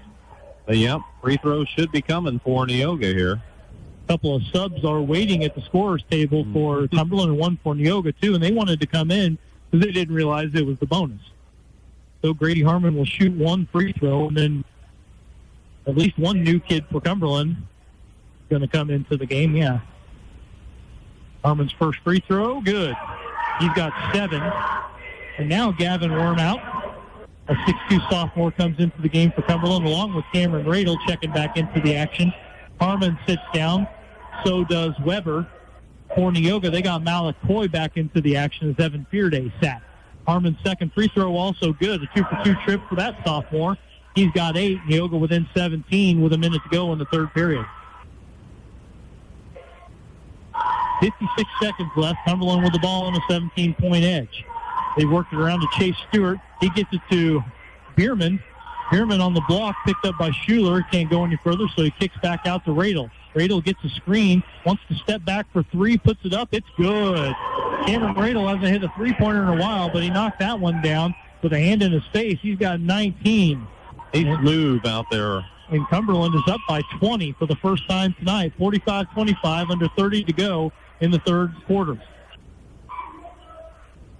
Harmon at the center circle, gives it over to Sparrow on the right elbow, or right wing, rather. He drives in across the lane, gives it back to Harmon. Harmon wanted to attack, didn't have space, so he pulls it back out on the dribble, threw a bounce pass to Sparrow, but Sparrow wasn't looking for it. The ball rolls all the way the width of the court and out of bounds on the sideline. Neoga turns it over with 9 seconds left in the third quarter. Just the first Neoga turnover of the period. That's what I have them for. I don't recall any other turnovers. Wormout checks back out, and Zanetta comes back in for Cumberland as they look to maybe put more points on the board in the final 9 seconds of this third period. Cade McMeekin brings it over to the right wing. 4 seconds left. Gets it over on the baseline. Tough shot for Bierman, and that one rolls around the rim and out as the buzzer sounds. Not a bad look for Cumberland as the third quarter came to a close, but the Pirates will have to settle for a 20-point advantage after 3 quarters of play. It's 45-25, and we'll be back in a minute from the NTC tournament at Altamont here on 97.9 XFM. Spring registration is underway at Lakeland College. Apply today and prepare for a career or gain a new skill. Flexible schedules with in-person and online classes. Lakeland College. Education that fits your life. VP Fire and Security wishes all the schools good luck at the tournament. Let us help keep your family safe and your business protected by providing a customized fire and security system. Play hard, stay safe. Come see all the new and exciting Chevrolet and Toyota vehicles here at Dan Heck Chevrolet Toyota, South Route 45 in Effingham, or shop and buy 24/7 at danheck.com. For over 30 years, SPS has been providing care to the surrounding area. Specializing in around-the-clock and hourly care, we focus on in-home and nursing home care. Call Mitchell or Sherry today at 217-690-3240. Cumberland up 20 on Neoga going into the fourth quarter. We got some third quarter stats for us, Matt. Cumberland was 4 of 11 from the field, 1 of 3 from three-point range, and 2 of 2 from the free throw line. They had 10 rebounds to Neoga's 4. They had 3 turnovers to Neoga's 1. Neoga just 1 of 9 from the field and 2 of 2 at the free throw line, 0 of 4 from three-point range. So Neoga again just 4 points in that third quarter, got outscored 11-4. It's going to be Cumberland basketball to get this final period of play started. Cam Radel holds out high. He's leading everybody in this game with 19 points. Gets it over to McMeekin, and now they've worked it back around to Radel. He wants another three-pointer from the right side. It's no good. Rattled out, and Coy gets the rebound for Neoga. Indians looking to just kind of close out the game on a strong note, I think. 20 points is a lot to make up in the quarter, but they played pretty well here in this game against a tough opponent. As we see Sparrow get trapped out top and move the pivot foot, get called for travel. So Neoga had just 1 turnover in that entire third quarter. They pick up one within 42 seconds of the fourth. And it's just their 7th of the game. So, they're doing that right. Mm-hmm. They're generally taking care of the ball. It's just that Cumberland's size and strength has paid off for them tonight. Cumberland going to try a 3 on the other end. Chase Stewart knocks it down. He's into double figures with 11. And the Pirates continue to grow their lead. It's up to 23 now, largest of the game. And they're shooting from Cumberland. Been good, too. It's been pretty tough to deal with as Coy decides he wants to attack the right side of the lane. A couple different choices for a Cumberland player that might have fouled Malik as he's going to go shoot a couple of free throws. Well, he didn't hesitate. Coy just brought it up court and took it right to the basket. And coming over and committing the foul was Caleb Bierman. It'll be his second, team's first this quarter. Malik with 3 points. Hit a three-pointer earlier in the game. Up to 4 now with the first of 2 free throws dropping. Neoga gets Caden Hackman back into the game, and Sparrow sits down. Looks like the starting 5 out there for Neoga for a stretch here. Second free throw also good for Malik. He's got 5, and it's a 21-point Cumberland lead as the Pirates bring the ball up the floor. Radel wants to attack the right side. That was too easy. Yeah. Cameron Radel just drove the right side, got a layup. He's got 21, and it's now a 23-point Cumberland lead, back to their largest lead. He got a step on his man. That was one thing, but there was nobody there to help. That was the other thing. Cameron Radel is challenging one of his biggest offensive games of the season is on the other end of the floor. Neoga gets an open 3 for Ballinger. He couldn't knock it down. McMeekin gets the board on the weak side. He'll get it to Stewart, who gets it across midcourt. Over to Radel. Radel wants another 3. He's looking for a big game. Left that one off the right side of the rim, but tracking down the rebound on the floor is McMeekin. How many times have we said that as he tried to throw a pass to a teammate and it got knocked out of bounds along the baseline by Neoga? Yeah, Neoga's winning the battle of the boards coming into this quarter 23-12, and that's been a big part of the story, too. Like I mentioned, their size and strength paying off. It's going to be Radel triggering the inbound along the baseline, gets it into Vanetta, and that's a pretty easy 2-point bucket for the Pirates as well, as Vanetta was able to just catch that one on the block right in front of Radel, put it up and in for his 10 points of the game, and then the Indians lose it on the other end of the floor. Second turnover. Cumberland's going to push the pace, and that's McMeekin who missed a 3, and then nobody was looking for the rebound except for Vanetta. As the Neoga player just had his back to the basket, Vanetta sticks it up and in. He's got 12, and Cumberland's all of a sudden up 27 points and flirting with a running clock. As now you've got a battle between Ray and Harmon for the basketball along the baseline there. The jump ball, no, they're going to give Neoga a foul. Yeah, Ray came back, and they said he got a hold of Harmon's arm when they were going for that loose ball. So it's the third foul on Ray. And Neoga's third turnover, right? Yeah, in the quarter, and that's the story because they had taken care of it until, I mentioned it. Well, mass changes for Neoga as they sit down. Coy. They sat down Bryant, and it looks like Ray also sat down. Schuler's back out there defensively. We'll have to wait. I'll have to tell you about all of it in a minute because Cumberland's got the ball. Vanetta missed a shot, got to the rim, but couldn't get that one to go. Schuler with a rebound. brings it up to 4, thought about a 3, instead gets an open teammate. Harmon tries a 3, rebound on the floor, and Zach Harmon gets it for Cumberland. Throws it up the floor to McMeekin. His layup is good. Transition bucket for McMeekin gives him 7, and now it's a 29-point Cumberland lead. Wheels are coming off a little bit for the Indians here. They've got it in the corner. That's Fearday, but no, it's Matusas. That's Brett Matusas who lost the basketball, and another Neoga turnover. They've got 4 now. Yeah, he's a senior for this team, comes in for the first time.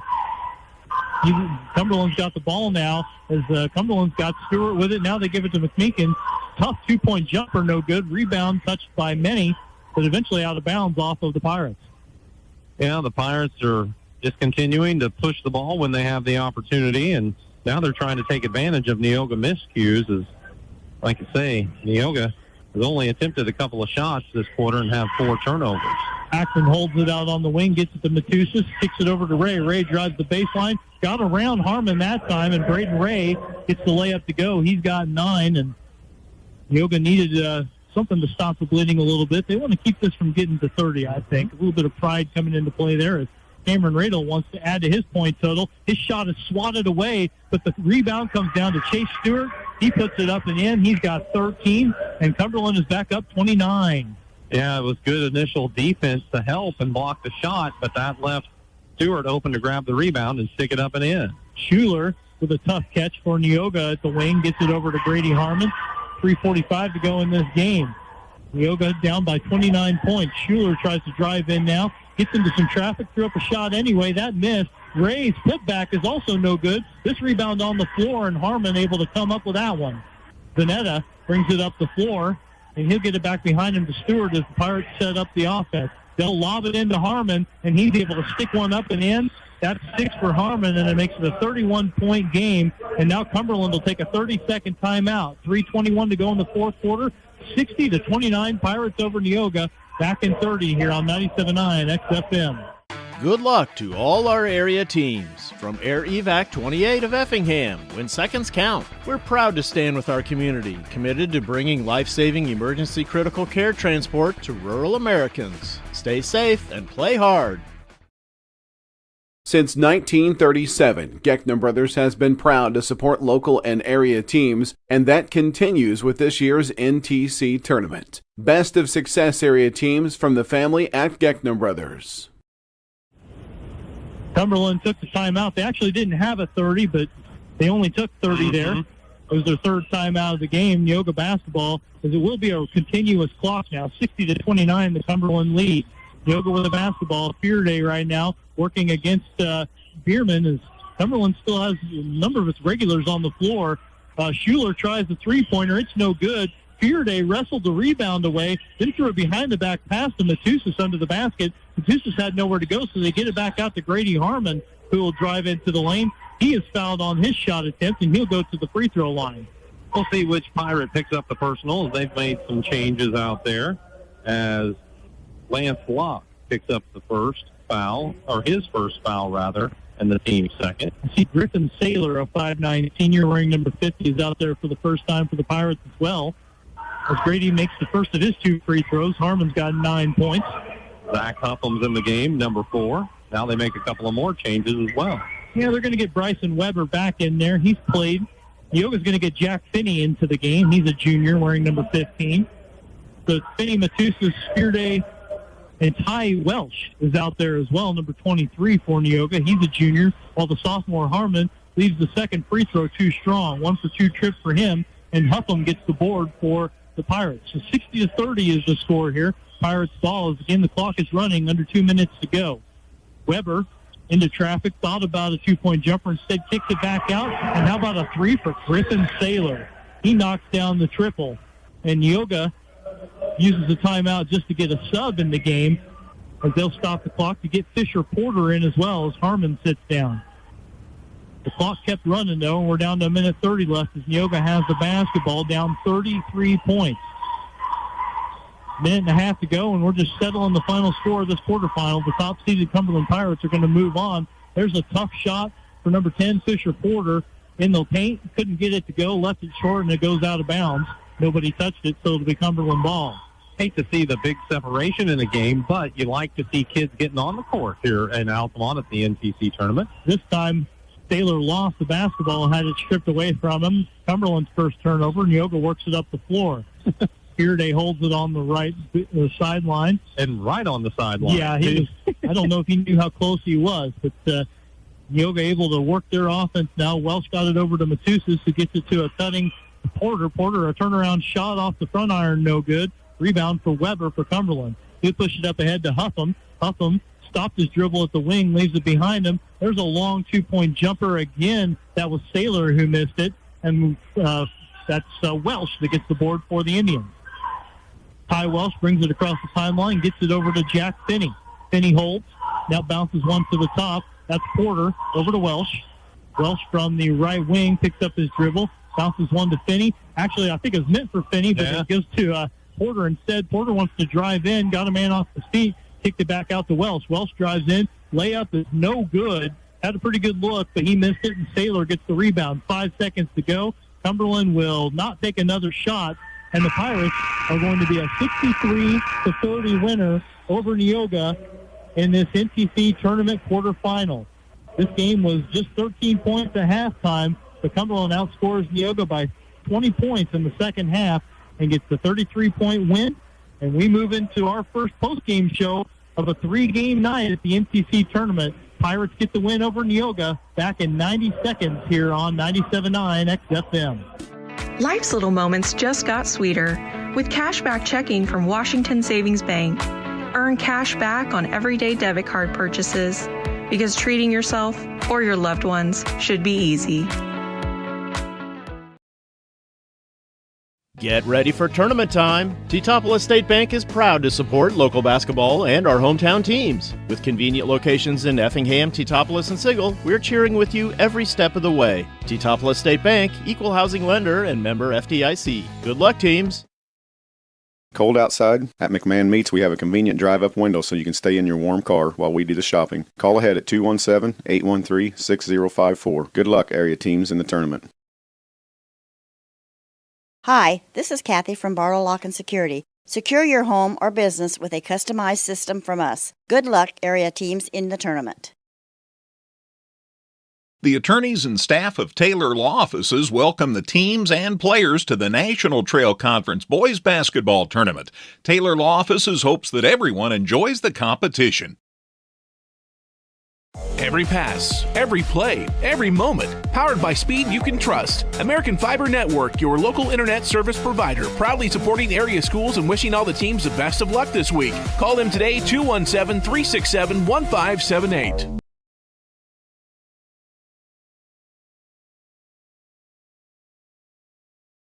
This is the Dust and Son Auto Supplies postgame show, serving the area since 1929. Well, 63-30, the final of the first game of 3 here at the National Trail Conference Tournament on this Wednesday evening. Cumberland getting the win over Neoga. The top-seeded Pirates improved to 19-3 with the 33-point victory. Neoga falls to 5-15. In a game that was only separated by 13 points at halftime, Cumberland was up 22-8 after one quarter, but Neoga showed some pretty good fight to get it to 34-21 at the halftime break. But the Indians limited to 9 total points in the second half. They were outscored 29-9 in the third and fourth quarters, and that got it to the 63-30 final. So Cumberland moves on to the semifinal round where the Pirates will play either North Clay or Altamont, and that game will be later on tonight. That's the third game. St. Anthony and South Central get on the floor getting warmed up right now. And while I've been talking, Matt Robinson has had a chance to start working on the numbers. You got some team statistics for us, Matt? I certainly do. Cumberland finished 22 of 46 from the field at 48%, an impressive 9 of 11 at the free throw line for 82%. They were 9 of 22 from three-point range at 41%.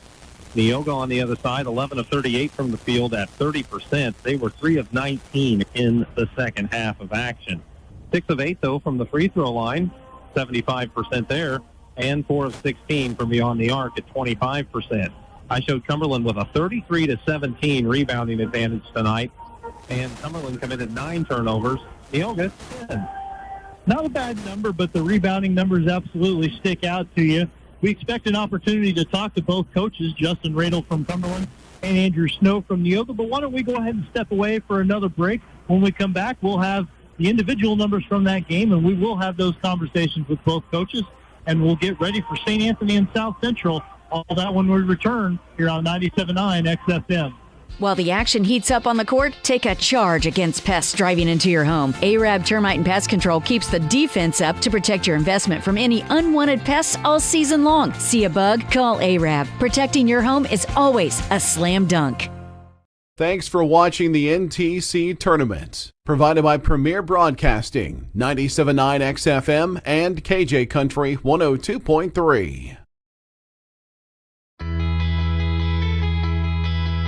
Diedrich Bank is proud to be a sponsor of the NTC Tournament. Good luck to all of our area teams. Diedrich Bank, live for today, bank for tomorrow, member FDIC.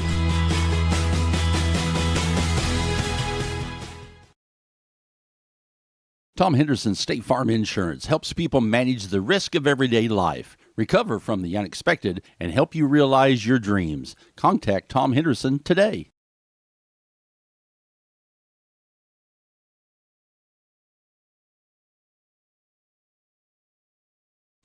Whether you're in the market to purchase a new or pre-owned vehicle, Northside Ford on North Keller Drive in Effingham will find a vehicle that works for you.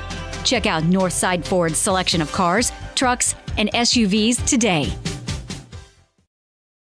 It's NTC Tourney Week, and Tingley Insurance in downtown Effingham wishes players fast breaks, jump shots, and lots of rebounds. Tingley Insurance, a proud supporter of high school basketball. Do you have an old 401k sitting with a previous employer? Spring registration is underway at Lakeland College. Apply today and prepare for a career or gain a new skill. Flexible schedules with in-person and online classes. Lakeland College. Education that fits your life. VP Fire and Security wishes all the schools good luck at the tournament. Let us help keep your family safe and your business protected by providing a customized fire and security system. Play hard, stay safe. All right, back at Altamont High School, just finished up with Cumberland's win over Neoga in the quarterfinal round. Neoga coach Andrew Snow, nice enough to take a little time with us after the game. And, Coach, let's start with the positives from that game. The first quarter, you find yourself down 14 points after the first period. I thought your club showed a lot in that second quarter, made a game of it, one last-second three-pointer away from being down only 10 at halftime, and that's not a bad place at all to be against a team like Cumberland. Yeah, I wish we would have used that second-half motor that we had to start the game. I mean, we take away, Radel kid going on a 9-0 run himself, first three possessions. I mean, he's an outstanding player, but, I mean, we obviously thought that he was capable of doing that, and we let it happen there. That was frustrating, but you're right. We bounced back and battled. And, yeah, that last three at the end of the second quarter kind of hurt. But I think in the second half, obviously only 9 points on the board, and that's kind of been the thing for your team this year. The scoring has been up a little bit lately, but there's times that there's been times where it's just been difficult to find the bottom of the net this year.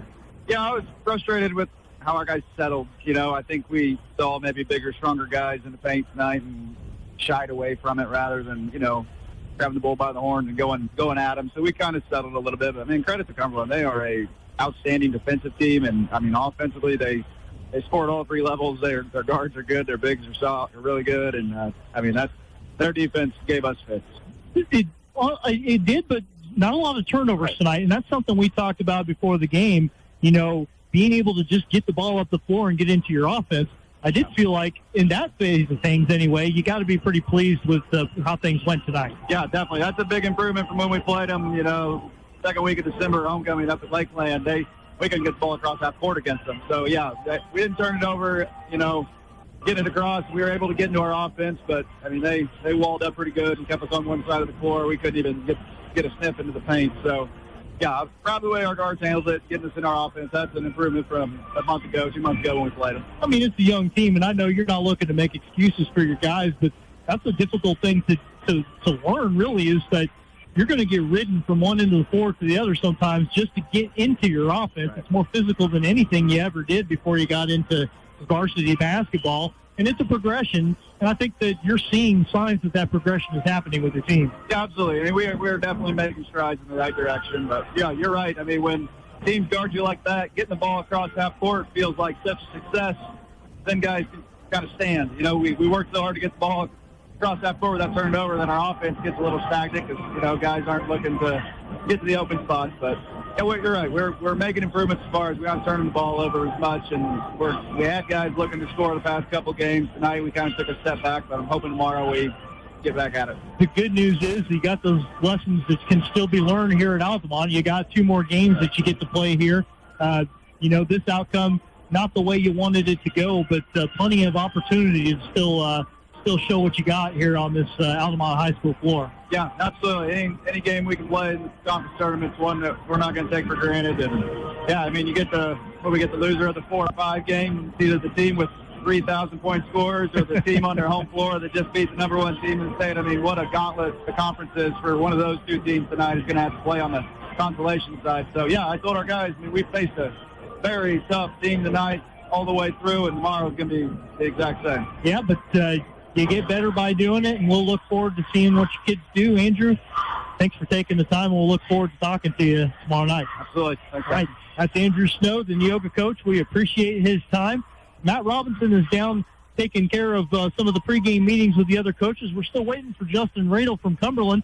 So we'll go ahead and take another 60-second break. When we come back, we'll get the stats from that game. We'll talk to Coach Radel from Cumberland, and we will get you set for St. Anthony and South Central as the NTC tournament coverage continues here on 97.9 XFM.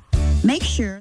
Come see all the new and exciting Chevrolet and Toyota vehicles here at Dan Heck Chevrolet Toyota, South Route 45 in Effingham, or shop and buy 24/7 at danheck.com. For over 30 years, SPS has been providing care to the surrounding area. Specializing in around-the-clock and hourly care, we focus on in-home and nursing home care. Call Mitchell or Sherry today at 217-690-3240. Good luck to all our area teams. From Air Evac 28 of Effingham, when seconds count, we're proud to stand with our community, committed to bringing life-saving emergency critical care transport to rural Americans. Stay safe.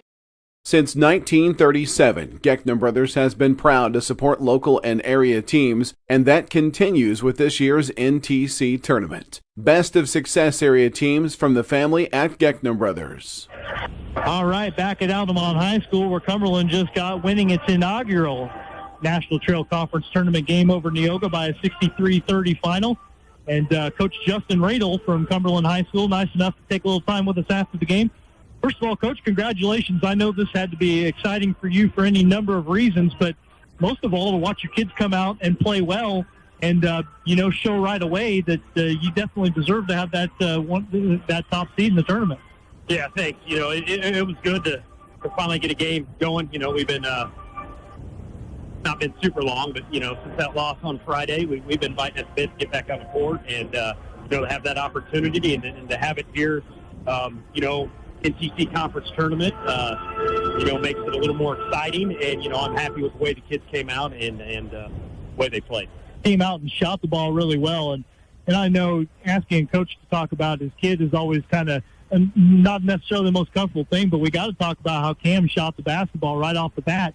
3 quick three-pointers, and you got a 14-point lead after 1 period of play. I mean, it just doesn't get much better than that. Yeah, that's a great way to set the tone, come out, early on, and I thought those were rhythm shots, nothing forced. It's a good thing you come out and boom, boom, boom. It can be a bad thing, too, because, it builds confidence, and you got to have that heat check, and sometimes you take some shots that aren't necessarily when they should have been taken, but, I think it got the team rolling, it got the team going, not just offensively, but defensively, and then everybody just followed. But the thing about Cumberland basketball is that all 5 of your regular starters at one point or another this year have put 20 or more on the board, and Chase Stewart got you plenty of buckets tonight. Isaac Vanetta got you plenty of points tonight, and you rebounded extremely well. A lot of those points coming off of second chances. You were great on the offensive glass, and that physicality seems to be a pretty big part of what Pirate basketball is this year. Yeah, when we're playing our best, we get a lot of people scoring, and Today would we have 3 in double figures, 2 more that were real close, and like you said, we've had 5 guys score 20 plus. I think all 7 of our guys that regularly play have led us in scoring at one point or the other. So we got a lot of guys that can do a lot of things, and when we spread the wealth and we play to our strengths, I like what we have offensively. And defensively, too. I mean, that was the thing that Coach Snow talked about, was how difficult your team is to play against as far as your defense goes. In the half court, from one end of the floor to the other, you're a lot to deal with there, too, and really just feels like a pretty well-rounded group. Yeah, that's something, I stressed in the summer, and coming out of the summer, I just wanted to see how they played. And when the season started, our defense and our rebounding's got to get better. So we have the players to be a very good defensive and rebounding team, and I think we saw some of that today. And we did it with probably one of our better, if not our best, on-the-ball guard defender not here tonight. So, well, yeah, that leads me to Reed Miller. Yeah, he wasn't with you tonight, and that's a tough loss, but don't think anybody let it bother them tonight. No, we had a lot of guys today, and that's the good thing about this team is there's a lot of people that can do a lot of different things, and people filled holes for each other. People stepped up into Reed's role, and other people stepped up into other roles, and we came together and did what we needed to do as a team. Well, Coach, congratulations on getting the win. We got to keep moving with the show, but you know that you're going to have another tough one later on. You're going to have to play either North Clay or Altamont, and either way, and that's what the beauty of this tournament. Lots of tough games, but boy, it sure is a lot of fun. Yeah, it's a lot of fun, and like you said, no matter who we get, it's going to be a battle tomorrow night. And neither of us are going to get that day of prep, so, we just got to go. All right, well, congratulations on the win. Thanks for taking the time. We'll look forward to seeing what you guys do the rest of the week. All right, thanks. Appreciate it. All right, that's Justin Radel, the Cumberland coach. We thank him for spending some time with us. Matt Robinson is making his way over, but we will go ahead and step away for a moment. When we come back in a minute, Matt will give you the stats from that game, and then we'll get the pregame show for St. Anthony and South Central underway here on 97.9 XFM.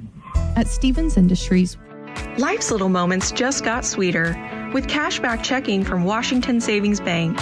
Earn cash back on everyday debit card purchases, because treating yourself or your loved ones should be easy. Get ready for tournament time. T-Topolis State Bank is proud to support local basketball and our hometown teams. With convenient locations in Effingham, T-Topolis, and Sigel, we're cheering with you every step of the way. T-Topolis State Bank, equal housing lender and member FDIC. Good luck, teams. Cold outside? At McMahon Meats, we have a convenient drive-up window so you can stay in your warm car while we do the shopping. Call ahead at 217-813-6054. Good luck, area teams, in the tournament. Thanks for watching the NTC Tournament, provided by Premier Broadcasting, 97.9 XFM and KJ Country 102.3. This is the MERS Heating and Air Conditioning pregame show, serving the area since 1935. Your authorized Lennox dealer. We welcome you back to Altamont. We're going to get set for St. Anthony and South Central real quick, but first I want to go through the individual numbers from the first contest as Cumberland picked up the 63-30 victory behind Cameron Radel, leading them in scoring with 21. He was 6 of 14 from the field, 5 of 5 at the line with 5 rebounds. 13 points for Chase Stewart, 4 of 9 from the field, 2 of 2 at the line with 5 rebounds and 13 points. Isaac Vanetta also with 13 points, 6 of 7 from the field. Very efficient there, 1 of 2 at the line with 3 rebounds. 3 rebounds for Caleb Bierman. He was 0 for 4 from the field, 1 of 2 at the line, had his free throw. Cade McMeekin slipped into the starting lineup with the absence of Reed Miller. 3 of 7 from the field, 4 rebounds, 7 points. Zach Harmon, the big man, 2 for 3 from the field, but 9 rebounds to go along with 4 points tonight. Zach Huffam had a rebound. Bryson Weber had a couple of rebounds. Griffin Saylor 1 for 1 from the field with a rebound and 3 points, and Landon Finn was 0 for 1 from the field for Cumberland. For Neoga, Trenton Ballinger was 0 for 2 from the field with a rebound. Grady Harmon 2 of 6 from the field, 3 of 4 at the line, 3 rebounds and 9 points. Also 9 points for Braden Ray, 4 of 10 from the field, 1 of 2 at the line with 5 rebounds. Malik Coy, 1 of 5 from the field, 2 of 2 at the line, 2 rebounds and 5 points. Caden Bryant, 2 for 4 from the field, 0 for 2 at the line, finished with 5 points. Caden Hackman was 1 for 2 with 2 points. Also, Evan Fearday was 1 for 3 with 2 points and 3 rebounds. Fisher Porter tried a couple of shots. They didn't go. Ty Welsh tried a shot. It didn't go, but he grabbed a rebound. And Marshall Schuler was 0 for 3 from the field, had a rebound in there for Neoga. And those are the individual numbers. I did misspeak on one team stat that Neoga was 6 of 8 from the free throw line. They were 6 of 10 on this contest. So those are the numbers from that one, Dustin. All right. Well, hey, that puts a bow on it, but we've got more basketball left. How do we want to go ahead and step away for another moment before we get set for St. Anthony and South Central? Let's do that. They're warming up. It's almost time for the starters, but we'll step away for one more moment and come back with another quarterfinal game from this NTC tournament. St. Anthony and South Central coming up on 97.9 XFM. Good luck to area basketball team.